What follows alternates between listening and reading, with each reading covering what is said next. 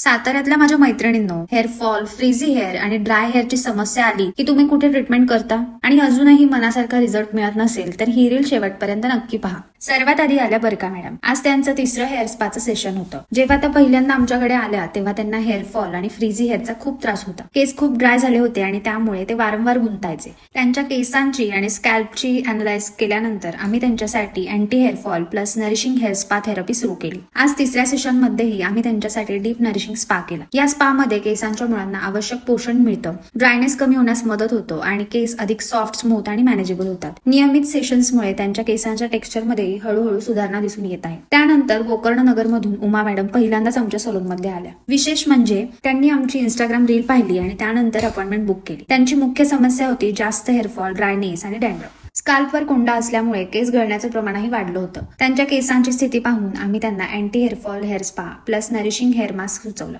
हा spa scalp deep clean करण्यास, केसांच्या मुळांना पोषण देण्यास आणि ड्रायनेस कमी करण्यास मदत करतो. ट्रीटमेंट नंतर त्यांनाही केस खूप सॉफ्ट, हलके आणि फ्रेश वाटत होते. त्यानंतर वनवासवाडीतून सीता मॅम आल्या. त्यांनी अनेक महिन्यांपासून हेअर कट केला नव्हता, त्यामुळे केसांची लांबी वाढली होती. स्प्लिट एंड्सही आले होते आणि केसांचा शेप पूर्णपणे निघून गेला होता. त्यांना लांबीही कमी करायची नव्हती आणि असा हेअरकट हवा होता जो रोज स्टाईल करायलाही सोपा असेल. त्यांच्या फेस शेप, केसांची डेन्सिटी आणि टेक्स्चर लक्षात घेऊन आम्ही त्यांना लेअर कट दिला. हेअरकट झाल्यानंतर त्यांच्या केसांना सुंदर शेप, हलकं फील आणि नैसर्गिक व्हॉल्यूम मिळाला. नवीन लुक पाहून त्या खूप आनंदी झाल्या. तर मैत्रिणींनो, जर तुमचाही खूप प्रमाणात हेअरफॉल होत असेल किंवा तुम्हाला डॅन्ड्रफची समस्या असेल तर एकदा आपल्या रॉयल सलूनला नक्की भेट द्या. थँक्यू.